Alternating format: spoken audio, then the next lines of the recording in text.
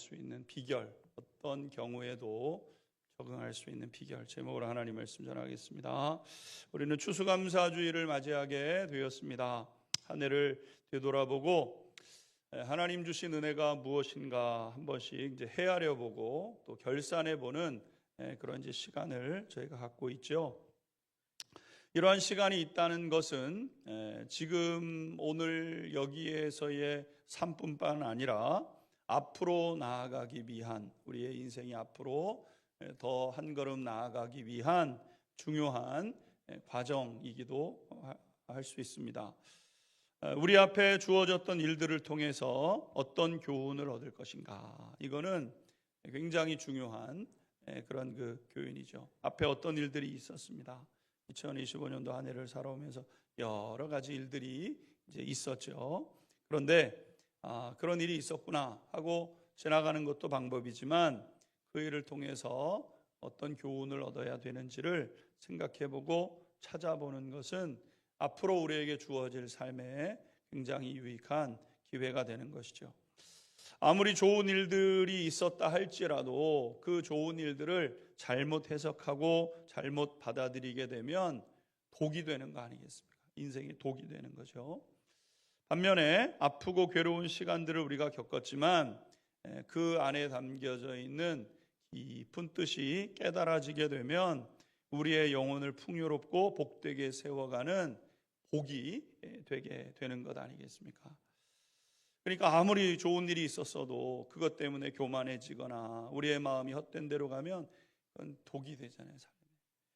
차라리 없어도 괜찮을 뻔한 일들이 되지만 또 괴롭고 힘든 일들을 겪지만 그것을 교훈 삼고 반면교사 삼아서 앞으로 더 큰 어려움이 다가올 것을 미리 막아내게 되면 그것이 복이 되는 것 아니겠습니까? 이런 것들을 우리가 하나님 앞에서 추수감사절의 주를 이제 지키고 보내면서 다시 한번 생각해 보게 되는 거죠. 이런 삶을 살아내고 보여주신 분이 계시는데 바로 사도 바울이십니다. 우리가 아는 것처럼 사도 바울은 정말로 많은 고난과 역경을 겪었던 지낸 분이죠. 그냥 예수 믿고 나서는 이제 복음 하나만 생각하면서 이제 신앙의 걸음을 걸어내신 분인데, 우리가 아는 것처럼 이 사도 바울께서는 복음, 오직 복음, 복음을 전한다고 무슨 영광과 무슨 부귀가 주어지는 것도 아니었는데 그냥 오직 복음만을 붙잡고 살아낸 분이잖아요. 그런데 복음을 전하러 다니는 길이 평안했는가? 그렇지 않았습니다. 고린도후서 11장에 사도 바울이 고백하고 사도행전 전체에 누가가 기록한 내용 속에서도 보게 되면 참 많은 괴로움과 어려움이 사도 바울께 있었던 거죠. 복음을 전하러 다니는 길에 강도를 만나기도 하고 또 유대인들의 위협을 받아서 실제로 유대인들에게 매를 수없이 맞았습니다. 복음을 전한다는 이유 하나만을 가지고 협박을 당하기도 하고 실제적으로 매를 맞기도 하고 한 번은 돌에 맞아 다 죽은 줄로 알았죠. 아마 죽었을 수 있습니다. 사도행전에 보게 되면. 그런데 하나님이 사도 바울에게 다시 생명을 주셔서 툴툴 털고 일어서서 또다시 복음을 전하는 장소로 사도 바울께서 가셨던 것을 보게 되죠. 태장으로 고통을 당하고 감옥에 여러 번 갇히고 이방인들이 위협하고 거짓 형제들이 그 위협을 하고 시내의 위험과 광야의 위험과 바다의 위험을 경험하게 되었는데 한 번은 바다 가운데서 배가 부서져 가지고 일주일을 이게 도대체 죽었는지 살았는지 조금도 알 수 없을 만큼 캄캄한 바다 한가운데서 배가 이제 부서지게 되는데 이게 한치 앞을 모르는 거예요. 이게 어떻게 될지. 이게 진짜 바다 한가운데서 무슨 도움이 있겠습니까? 죽을 수도 있겠구나. 이런 그 상황 가운데 사도 바울이 놓여지기도 하게 된 거죠. 못 자고 못 먹고 못 입는 삶은 뭐 내내 그냥 그렇게 사도 바울이 지내신 것 아니겠습니까? 인간적으로 보게 되면 뭐 이렇게까지 고생할 필요 있는가? 복음은 내가 들었으니까 나 구원받은 백성 됐으니까 그냥 구원받은 백성으로 내 한 몸 챙기면서 잘 살다가 천국 가면 될 것 같기도 한데, 사도 바울은 그런 삶을 살지 않았다는 거예요. 누가 봐도 고생스러운 삶, 누가 봐도 괴로운 삶을 사도 바울은 살아내신 것이죠. 사도 바울은 강인한 성품을 가지고 있었기 때문에 그랬는가 보면 또 그렇지도 않습니다. 한치 앞을 내다볼 수 없는 그런 불투명하고 그런 그 불완전한 삶에 있어서 답답함을 사도 바울도 경험했죠. 우리와 똑같은 성정을 가지고 계셨던 분 아니겠습니까? 문득문득 찾아오는 현실의 막막함, 그 앞에서 당황하기도 하고 당혹하기도 하고 사도 바울께서 그렇게 지냈죠. 그런데 한 가지 놀라운 것은 그러다가도 금세 마음에 평안함이 찾아오고 또 담대함을 얻어서 또 자신이 걸어야 될 그 걸음을 묵묵히 걸어내고, 자기가 도움을 받아야 되는 상황 속에서도 다른 누군가를 돕는 그러한 삶을 사도 바울께서는 이제 사신 것 아니겠습니까? 그래서 빌립보서를 기록해가는 사도 바울을 이제 생각해 보게 되면 어떤 상황 속에서도 흔들리지 않는 거대한 바위산과 같은 요동함이 없는, 우리가 볼 때는 어떻게 이렇게 지내셨을까 싶을 만큼 어려운 시간들을 거쳐가는데도 요동함이 없는 거예요. 갈등이 없고 다 버티고 서 있는 큰 바위산과 같이 사도 바울이 그 자리에 있는 것을 우리가 발견하게 되죠. 사도 바울께서 감옥에 이제 갇혀서 오늘 이 빌립보서를 빌립보 교회 성도들에게 이제 보내고 있는데, 사도 바울이 감옥에 갇히면서 겪었던 고통이 크게 두 가지입니다. 하나는 육체적 고통이죠. 육체적 고통. 그냥 우리가 요즘 말로 하면은 그냥 감옥에 그냥 이렇게 한 작은 방에 이렇게 있는 것이 아니라 그냥 낱낱이 삶이 다 공개되는 창살로 돼 있고 뭐 어떤 하나 보호 장치 없는 그런 곳에서 이제 사도 바울이 이제 시간을 보내잖아요.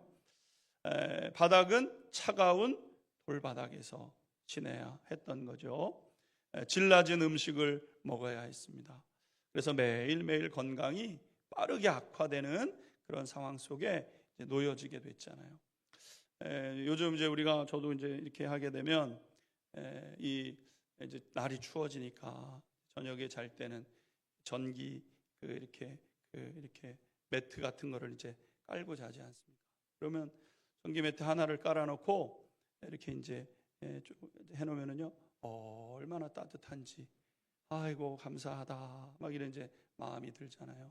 그런데 그걸 이제 타임을 좀 미리 맞춰놓고 하다 보면 새벽에 또 꺼질 때가 있어요. 그게 그러면 또 왜 이렇게 추운지 그런 시간을 이제 경험하는데, 사도 바울께서는 그런 정도가 아니라 그냥 돌바닥에서 자는 거예요. 돌바닥에서 입이 돌아갈 만큼 추운 그런 환경 속에서 사도 바울은 이제 시간을 보내는 거고, 죄수들이 먹는 음식을 먹으니까 제대로 된 음식이 나오겠습니까? 굉장히 양분이 없고 질 낮은 음식을 주면 그거를 먹고 연명하는 거죠.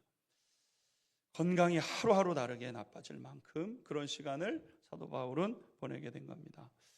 또 하나의 사도 바울의 고통이 있었는데, 그것은 뭐냐면 사람들이 빠르게 사도 바울을 잊어가고 있다는 것이었습니다. 동역자들과 그동안은 쭉 같이 생활을 하면서 무슨 어려운 일이 있으면 마음을 나누고 기도 제목을 나누고 같이 기도하면서 시간을 보냈는데, 동역자들을 만날 수가 없어요. 감옥에 있다 보니까. 그러니까 몸이 멀어지면 마음도 멀어진다고 사람들은 사도 바울을 잊어가기 시작했던 거죠. 하나 둘 떠나가게 되고 홀로 고독하게 감옥에 있게 된 것 아니겠습니까? 철저하게 혼자인 외롭고 고독한 시간을 사도 바울은 빌립보 감옥에서 로마 감옥에서 보내면서 빌립보 성도들에게 편지를 보내고 있는 거예요. 우리 사회 요즘 이제 근래에 보게 되면 경제적으로 사회적으로 어려움을 겪는 분들이 늘어가고 있다는 거죠. 이웃과 단절되고 혼자 있게 됨을 경험하면서 외롭고 쓸쓸함을 느낀다는 분들이 참 많다고 합니다. 오늘 우리가 처해가는 이 상황은 어쩌면 사도 바울께서 앞서서 2000년 전에 먼저 경험하셨던 그 경험들인데, 어쩌면 오늘 우리 사회가 이제 직면하고 그렇게 이제 경험해가는 그런 시간이라고 할 수 있습니다. 물론 사도 바울께서 겪었던 것에 비하면 그래도 누리는 것이 많죠. 물론 요즘 경제적으로 어렵다고 하더라도 정말 사도 바울처럼 돌바닥에서 아무것도 없는 그곳에서 추운 시간을 보내는 분들이 있지만, 그래도 우리가 살다 보면 뭐 나라에서 난방비라도 조금 보태기도 하고, 그래도 전기장판이라도 하나 틀을 수 있는 그런 상황이죠. 음식을 먹어도 우리가 먹을 것이 없어서 괴로움 속에 있는 분들이 늘어나고 있다고 하는데, 그래도 사회에서 챙겨주는 면도 없지 않아 있고, 그래도 나가면 뭐라도 먹을 것이 있는 그런 시대를 살아가는데, 사도 바울께서 걸어가신 그 걸음은 정말 더 어려운 걸음임에 틀림이 없습니다. 하지만 그럼에도 사도 바울께서 걸어간 그 길을 바라보면서 우리가 우리의 마음을 새롭게 하게 될 때 복된 길로 나아가는 그러한 것이 중요한 것이라고 이제 생각이 됩니다. 오늘 사도 바울은 빌립보 성도들에게 이렇게 고백을 합니다. 11절, 12절에 있는 말씀 같이 한번 더 읽겠습니다. 시작.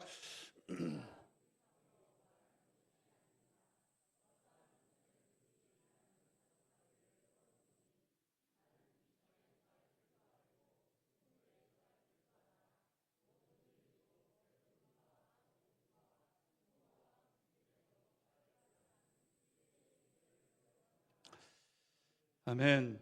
오늘 사도 바울은 자신이 처해져 있었던 그런 형편 속에서 나는 자족하고 있다, 이렇게 이제 이야기하고 있는 것이죠. 그래서 11절 하반절을 보게 되면 나는 자족하기를 배웠다, 이렇게 말씀하고 있는 겁니다. 이런 자족하는 마음은 하나님과 사도 바울과의 관계성 속에서 나오는 자족함이죠. 그냥 모든 환경들이 편안해서 이만하면 따뜻하고, 이만하면 그래도 먹을만하고, 뭐 이만하면 뭐 그래도 사람들과 정서적으로 괜찮네, 이런 것이 아니라 모든 것이 열악하지만, 너무너무 열악한 상황 속에 있지만 그래도 나는 스스로 만족합니다, 이런 마음이 있게 되는 것은 신앙에 의한 겁니다. 신앙에 의한. 자족하는 신앙이라는 것은 좀 더 나아지고 좀 더 많이 가지기를 원하는 것이 아니라 이미 주어진 것이 충분한 줄을 알고 거기에 만족하고 감사하는 신앙을 갖고 있었던 거죠. 이미 나에게 주어진 것들, 그것을 충분하구나, 이렇게 받아들일 수 있는 믿음이 있었다는 겁니다. 사람은 영과 혼과 육으로 지어진 유기적인 존재이기 때문에 사실 우리가 세상을 살다 보면 영의 필요, 혼의 필요, 육의 필요가 다 채워져야 됩니다. 왜? 그런 존재이기 때문에. 다시 말해서 사람은 아무리 거룩한 사람이라 할지라도 먹을 것과 입을 것과 지낼 곳이 있어야 되는 거예요. 사람 아무리 거룩하고, 저 사람은 신령하니까 그런 거 없이 살 수 있는가? 그런 사람은 없습니다. 다 육체를 가지고 있어요. 날 추워지면은 거룩한 사람도 추운 거고요. 시간이 지나면 배고픈 겁니다. 안 그럴 사람이 세상에 어디 있겠습니까? 다 그것을 느끼는 거죠. 또 아무리 막대 먹은 삶을 사는 사람이라 할지라도 누군가의 관심과 사랑이 필요로 한 것이 사람인 거예요. 나는 다른 사람들에게 함부로 했지만 그래도 다른 누군가는 나에게 그래도 좀 선대해 줬으면 하면서 살아가는 것이 우리의 사람의 삶의 모습 아니겠습니까? 무엇보다도 우리 생애 끝에 구원에 대한 확신을 가지고 그로 인해서 평안함을 누리며 살아가는 것이 사람들에게는 누구나 필요로 한 그런 모습이라고 할 수 있는 것입니다. 그런데 사도 바울께서는 예수님을 만나기 전에는 이 만족함이 없었다는 거예요. 자족함이 없었다는 겁니다. 그는 생각하기를 만족함이 없다 보니까 이 만족함을 어떻게 누릴 수 있는가 생각할 때 내가 더 완전해지면 이 만족함이 생기겠다, 이렇게 생각을 하고 있었던 거죠. 그래서 끊임없이 자신을 채찍질하고 더 완벽하게 살아야 돼. 완벽하게 살아야 더 많은 것을 가질 수 있고 더 많은 것을 가져야 내가 그래도 만족할 수 있어. 이러면서 사도 바울은 자신을 채근하면서 살아가게 된 겁니다. 하지만 완벽하게 살아내려고 할수록 만족함이 멀어졌다는 거죠. 이게 있어야 되고 저게 있어야 되고 그것이 있으면 만족할 것 같아서 그것을 위해서 몸부림을 치고, 그래서 공부도 정말 온 힘을 다해서 하고, 또 자기의 어떤 그 목적한 바를 향하여 여러분 온 힘을 다해 달려가지 않습니까? 그래서 막 그리스도인들을 박해하는 그 일들에도 서슴없이 하게 되고, 그런데 만족함이 없었다는 거예요. 스데반 집사님이 돌에 맞아 죽는 그 현장에서 그가 죽는 것을 당연히 여겼다 그랬습니다. 다른 사람들 다 시키고, 그러니까 그 사도 바울의 앞에 옷을 다 던져놓고 행동대원들이 다 행동을 하는 거 다 지켜보고 당연하다. 근데 만족함이 없는 거예요, 삶에. 그러다가 다메섹으로 가던 그 길에서 자신을 찾아오신 예수님을 만나게 된 것 아니겠습니까? 그동안 사도 바울은 젊은 청년 하나가 갑자기 유대 공동체에 나타나가지고 그냥 헛된 말들을 그냥 막 쏟아놓고 돌아다니다가 자기 죄로 십자가에 매달려 죽었다고 사도 바울은 확신하고 있었잖아요. 그리고 그 예수를 구원자라고 하면서 쫓아다니는 사람들도 없어져야 될 존재로 사도 바울이 알고 있었던 것 아니겠습니까? 그런데 빛 가운데 예수님을 길에서 만나게 됩니다. 사도 바울이 그때 이제 깨달은 게 있죠. 그분이 자연 현상을 초월하셔서 계신 분이구나. 천지 창조 이후에 줄곧 하나님께서 보낼 것이라고 말씀하셨던 그 구원자가 맞구나. 그리고 지금도 살아계신 분이구나. 이것을 사도 바울이 알게 되었던 것이죠. 그분은 저 멀리 계시고 살아계신 그분 정도가 아니라 오늘 우리의 영 안에, 내 영 안에 나와 함께 하시면서 예수의 생명이 내 생명 되게 하시는구나. 이거를 사도 바울이 알게 된 겁니다. 이때부터 사도 바울의 생에 이제 변화가 시작되게 되죠. 무슨 변화들이 일어나게 되냐면 그분의 뜻대로 일들을 하게 되면 그분이 행하시는 일들이 나를 통해서 일어나는 것을 경험하기 시작하게 되었다는 겁니다. 예수님은 저 멀리 계시고 나는 여기 있고 그런 것이 아니라 예수의 영이 내 영 안으로 들어와서 예수 생명이 내 생명이 되게 됐는데, 예수님의 뜻대로 하니까 예수님이 행하셨던 그 일들도 우리 가운데 나타나게 된 거죠.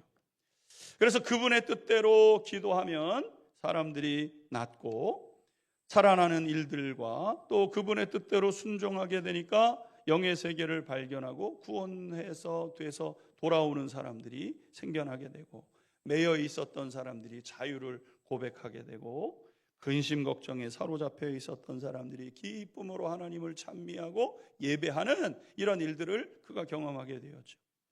뿐만 아니라 그가 감옥에 매여 있을 때도 복음을 전하다가 빌립보 감옥에 갇히게 되는데, 그래서 그냥 하나님의 뜻이겠거니 하고 찬양하고 기도하다 보니까 묶여 있었던 착고가 풀려지고 그 다음에 옥문이 열려지고 이러는 것들도 사도 바울이 경험하게 된 것 아니겠습니까?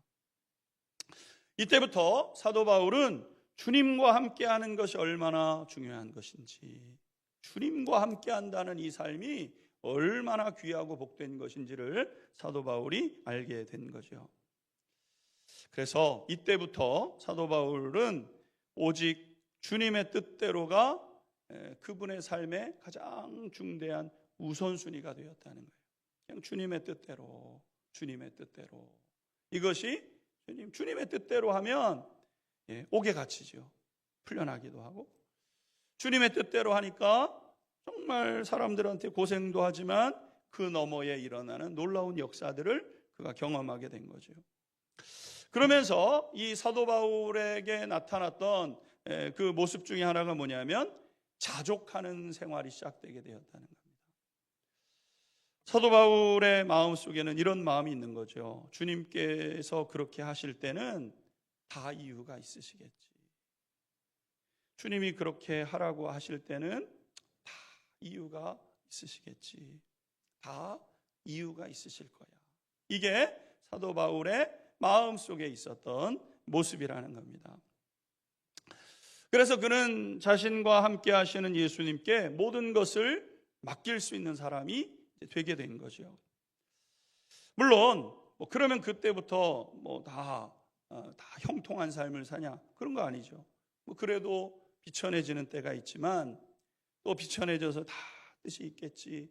그러다 보면 어느 순간에 존귀함을 경험하게 되는 사람들의 그 인정이 중요한 건 아니지만 또 하나님이 또 위로해 주시는 그런 일들이 있게 되고, 하나님의 말씀을 따라 걸어가다 보면 배고픈 일들을 만나게 되는데 시간이 지나고 나니까 또 하나님께서 배부르게 해주시는 때도 있는 것이고, 그러면서 풍요도 경험하지만 궁핍도 경험을 하게 되었다는 거예요.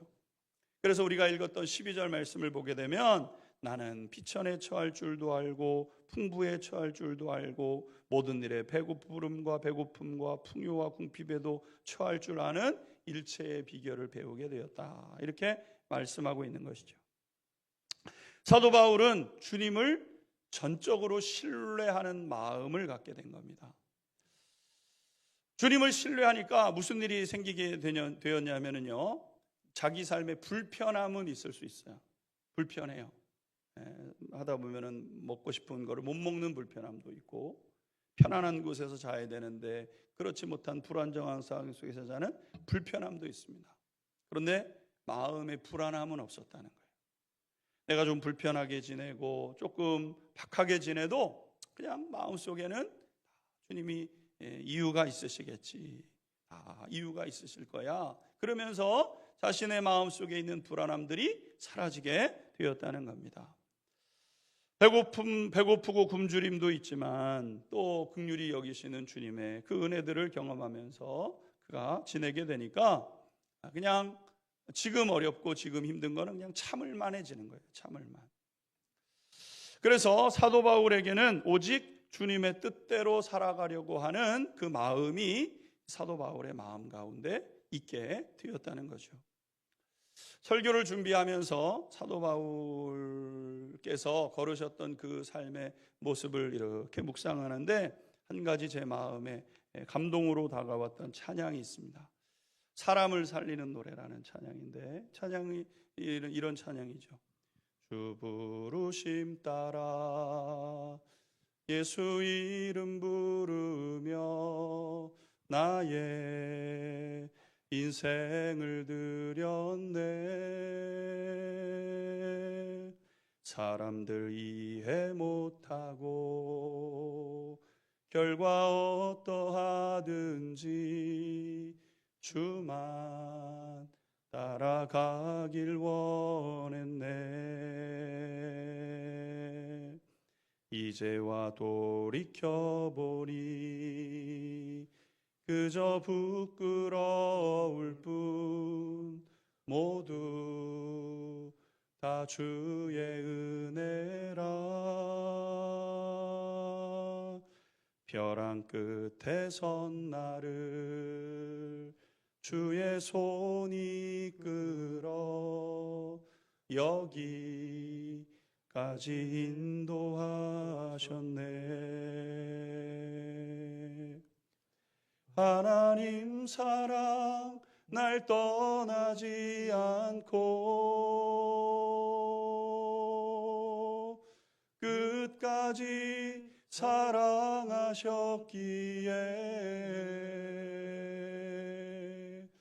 오직 예수와 십자가만 바라보면서 나의 생명도 아낌없이 드리길 원했네. 내 노래가 상한 영혼 일으켜 다시 살게 하는 노래가 되길. 주 배울 때 착한 일꾼이라 칭찬받기 나 원하네.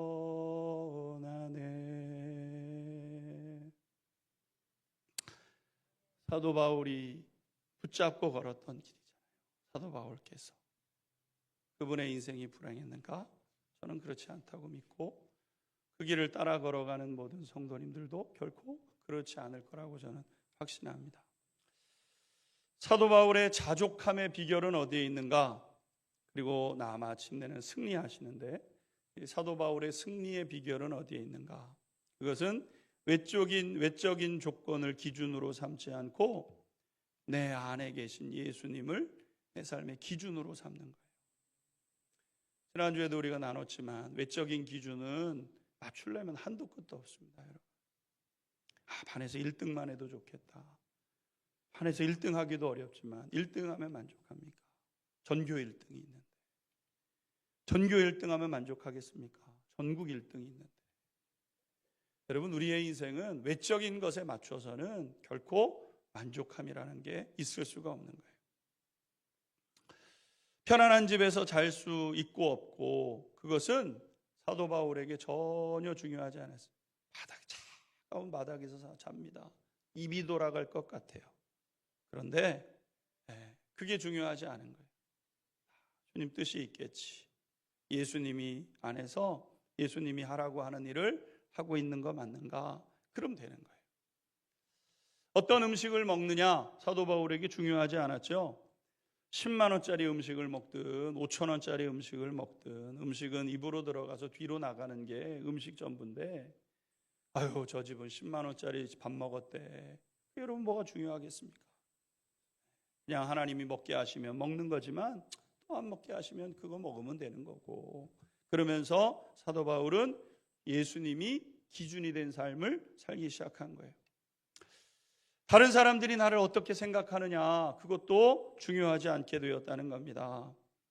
나를 아끼는 사람들은 어떤 상황 속에서도 나를 믿어주고 지지해 줄 테고 그러나 나를 시기하고 질투하는 사람들은 내가 뭘 해도 의심하고 조롱하는 것 아니겠습니까? 다른 사람의 기준을 맞추려고 애를 많이 쓰면 그러면 우리가 복된 삶을 사는 거 맞습니까? 그렇지 않더라는 거예요. 사도 바울의 기준점은 밖에 있는 것이 아니라 내 안에 계시는 예수님. 예수님이 나를 감옥에 두시나 보다. 사람들이 손가락질하고 비난하고 그럴 줄 알았다고 얘기를 하고 그냥 그거를 사도 바울이 마음속에 상처되지 않고 받아들이는 거예요. 여러분, 우리가 기준이 밖에 있으면 완전 삶의 만족이 있을 수 없죠. 사도 바울은 그런 것은 다 주님께 그냥 맡겨버리고 주님이 원하시는 삶을 찾고 그것을 이루기 위해서 힘써 살아가는 거예요. 오늘 하나님이 원하시는 삶이 뭘까? 그건가? 그러면 그것을 해보는 거예요. 하나님 앞에서. 사도 바울의 인생은 부족한 것을 예수로 채워가는 신앙이었던 거죠. 부족한 거 많습니다. 살다 보면 비교하다 보면 부족한 거 많죠. 근데 그걸로 채우지 않고 예수님이 채워주시는 그걸 누리는 거죠. 그래서 오늘 우리가 읽었던 10절 말씀에도 보게 되면 사도 바울은 주 안에서 기뻐한다 그랬습니다. 10절 같이 한번 읽어보겠습니다. 시작. 내가 주 안에서 크게 기뻐함은 너희가 나를 생각하던 것이 이제 다시 싹이 나미리 너희가 또한 이를 위하여 생각은 하였으나 기회가 없었느니라. 아멘. 아멘. 사도 바울은 내가 크게 기뻐한다. 주 안에서 내가 크게 기뻐한다. 감옥 속에서 찬 바닥에서 입이 돌아갈 만큼 추운 그곳에서 잠을 자면서도 뭐라고 하냐면 크게 기뻐한다. 기쁨이 있는 거예요. 그에게 환경과 형편 때문에 마음이 어렵거나 괴롭지 않았다는 거예요. 여러분, 주님을 신뢰하는 믿음은 그를 평안함과 만족, 감사와 기쁨이 되게 하셨던 것이죠. 신앙의 축복은 어디에 있는가? 물질과 환경에 있는 게 아닙니다. 신앙의 진짜 축복은 우리의 마음에 있는 거예요. 우리의 영에 있는 겁니다. 우리가 하나님 앞에 나와가지고 뭐 기도한다고 해가지고 안 풀리는 사업이 풀리는, 여러분, 그 정도가 우리가 신앙의 복이 아니에요. 진짜 복은 우리 속에서부터 시작되는 복인 거죠. 근데 이렇게 마음이 평안하고 복되게 될 때 삶에 좋은 일들도 찾아오게 된다는 거 아니겠습니까? 권위 있는 의학자들이, 이제 의학 기술이 발전하면서 권위 있는 과학자들이 의학의 발전을 통해서 이러한 그 이야기들을 합니다. 우리가 감사하고 고마워하고 사랑하고 상대방을 아끼는 마음으로 말하고 행동하게 되면 부교감 신경계가 자극되어져 가지고 건강해지기 시작한다는 거예요. 그러니까 어떤 일들을 만났을 때 고마워요, 아이 고맙다, 감사해요 이야기하고 상대방을 아끼는 마음으로 얼마나 귀중한 사람인가, 얼마나 보배로운 사람인가, 그런 마음으로 아끼는 마음으로 그를 대하고 행동을 하게 되면 그에게 좋은 게 아니라 나에게 좋다는 거예요. 부교감 신경계가 자극된다는 겁니다. 그래서 우리가 건강해진다는 거예요. 잠언서 17장 22절의 말씀을 보게 되면 마음의 즐거움은 양약이라도 심령의 근심은 뼈를 마르게 하느니라, 이렇게 되어 있잖아요. 그러니까 신학적으로는 이미 이야기한 거예요. 근데 이거를 의학적으로 보니까 의학적으로 맞는 얘기인 거예요. 우리가 누군가를 향하여 감사하고 고마워하고 그리고 그런 마음으로 행동하게 될 때 그에게 좋은 게 아니라 나에게 복되게 되는 것, 이게 하나님의 창조 질서라는 거죠. 그래서 가정에서도 부부가 서로 감사하고 고마워하고 사랑으로 상대방을 아낄 때, 여러분, 때가 되면 당장은 어렵죠.